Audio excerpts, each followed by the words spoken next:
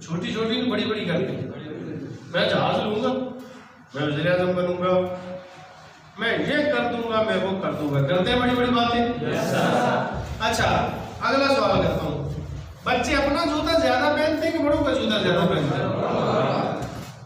बड़ा प्यारा सा जूता ला के दे दो, जूता पहन के जा रहा है, सेन में चल रहा है, सेन में अम्मी का अबू का टूटा हुआ जूता मिल गया,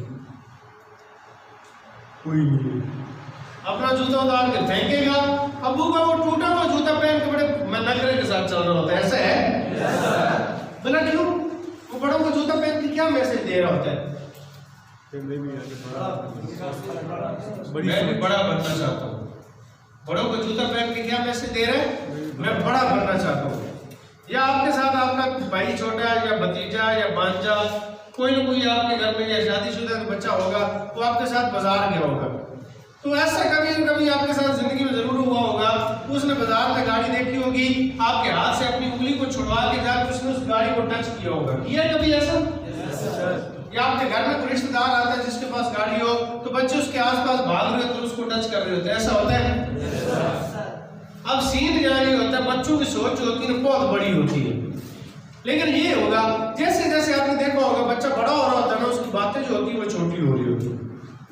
अब रीजन क्या हुई उसके साथ, वजह क्या बनी उसके साथ? बच्चा बाजार गया अम्मी के साथ, अबू के साथ, बाजार में उसने देखी गाड़ी दिल को बड़ी अच्छी लगी, मेरे पास भी होनी चाहिए। अब उसने गाड़ी के अंदर जो बंदा बैठा उसको देखा, अच्छा इसके पास इसलिए ये बड़ा है, मेरे पास इसलिए नहीं, मैं भी छोटा हूँ, जिस दिन मैं जितना बड़ा बन गया मेरे पास भी गाड़ी आ जाएगी। अब ये इसी बात को समझ के अपने माँ बाप से बात करता है, मम्मा पापा मैं भी बड़ा होकर ऐसी गाड़ी लूंगा।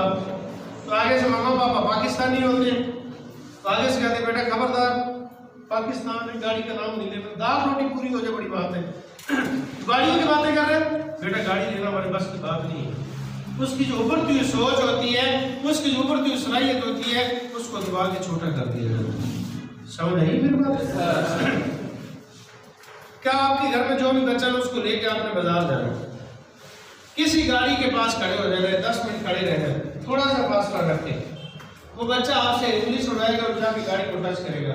जब टच करे ना तो उससे बात पूछना ऐसा क्यों कर रहे हैं, तो आपको आगे से जवाब देगा भाई मामू चाचू पापा मैं भी बड़ा होकर ऐसी गाड़ी लूंगा। तो जब ये बात करे ना तो आगे से वही महान पाकिस्तानी नहीं बनना कि पाकिस्तान है खबरदार गाड़ी का नाम नहीं लेना, ऐसा नहीं करना। घुटने लगाने, नीचे बैठना, उसको पकड़ना और सीने से लगाने, और सीने से लगा के थपकी देना तेरा काम है। सोच बड़ी रखना उसका काम है, इंशाल्लाह गाड़ी देना अल्लाह पाक का काम है। जिस दिन वो 25 साल का होगा वो अपनी गाड़ी का मालिक है।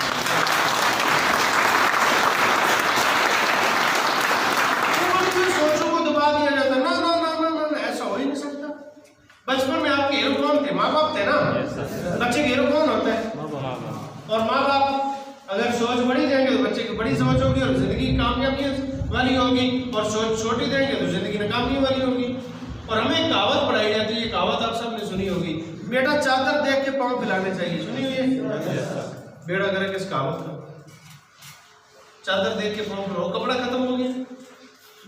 एक दिन सोने, रोजाना सोना तो चादर बड़ी लो ना यार, इकट्ठा होकर क्यों सोना? हमें कहा जाता है पाँव लंबे हो जाए तो चादर बड़ी ना करना, अपने पाँव क्लोज कर लेना। जबकि कहना ये चाहिए था बेटा जब पाँव लंबे हो जाए तो उस दिन अपनी चादर बड़ी करना। इस कहावत का मतलब क्या है? हमें घर वाले समझाना ये चाह रहे हैं कि तेरी आमदन 25,000 है और तेरे खर्चे 35,000 है, बेटा खर्चे कम कर और 25,000 में गुजारा करना सीख।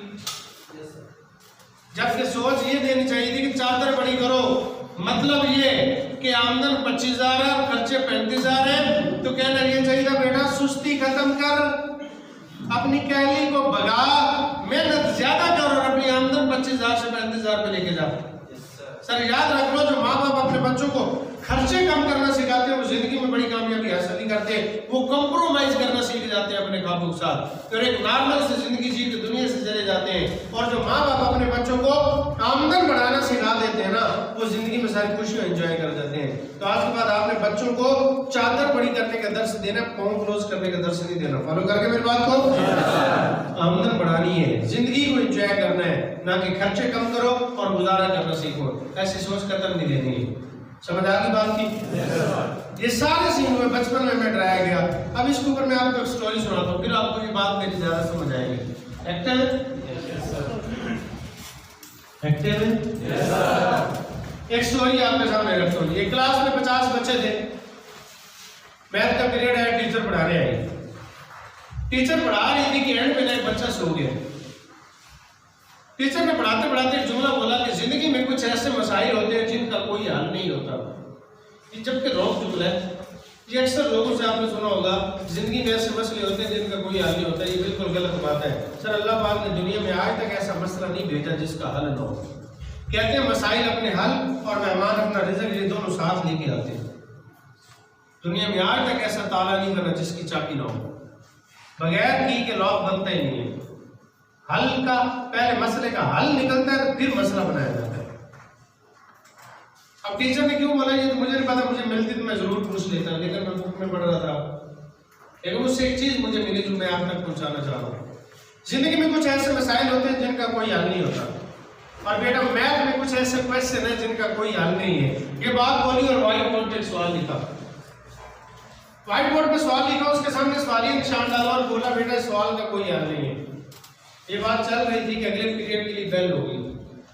टीचर जाने लगी, बच्चे अदब के लिए जब खड़े हुए, जो सो रहा था ना उसके साथ वाले देखा सो रहा है, उसको उठाया। उसकी आंख खुली, वो खड़ा हुआ, उसकी नजर व्हाइट बोर्ड पे पड़ी ना। उसने सवाल लिखा हुआ देखा, उसने जल्दी से नोटबुक निकाली और नोटबुक पे सवाल नोट कर लिया, इस सोच के साथ कि शायद कल हल करके लाने, इसलिए मैम ने व्हाइट बोर्ड पे लिखा हुआ। क्योंकि वो सो रहा था, उसने बात नहीं सुनी। बच्चा घर चला गया, बच्चे ने घर जाके सवाल हल करने शुरू कर दिया। बच्चा सवाल हल करता रहा, आखिरकार बच्चे कोशिश करता रहा, बच्चे की कोशिश रंग लाई और बच्चे ने सवाल हल कर लिया। जब बच्चे ने सवाल हल कर लिया तो अगले दिन आए, क्लास लगी, मैथ का पीरियड आया, टीचर आई तो बच्चे ने नोटबुक पेश की, मैंने सवाल हल कर लिए। टीचर ने देखा सवाल वाकई हल हो चुका है, बड़ी हैरान होती, सवाल का तो हल कोई नहीं था, इस बच्चे ने कैसे हल कर लिया।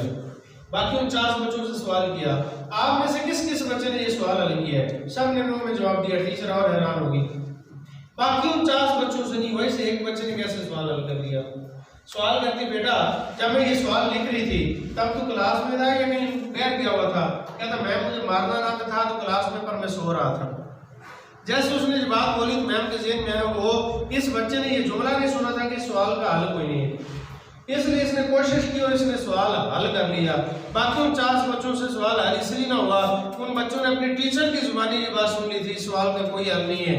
तो उन्होंने सोचा कि टीचर हल नहीं कर सकती, हम कहाँ से हल कर लेंगे।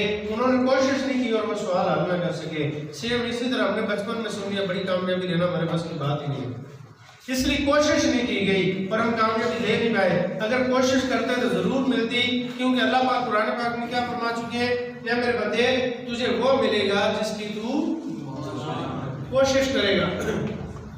मेरे बंदे तुझे वो मिलेगा जिसकी तू कोशिश करेगा। हमने कोशिश छोटी की, हमें छोटा मिलता रहा। तो आज के बाद इंशाल्लाह बड़ी कोशिश करेंगे तो इंशाल्लाह अल्लाह पाक बड़ा देंगे। ओके, बचपन में डराया गया, जिस वजह से हमने 50 बच्चों की तरह ये समझ लिया कि टीचर कह रही सवाल हल नहीं होगा। हमने कहा माँ बाप कह रहे बड़ी कामयाबी नहीं ले पाएंगे, इसलिए हमने कोशिश कोई नहीं की और मिली कोई नहीं। तो आज के बाद कोशिश करेंगे, इंशाल्लाह अल्लाह पाक जरूर नवाजेंगे। ओके, गुड हो गया। 1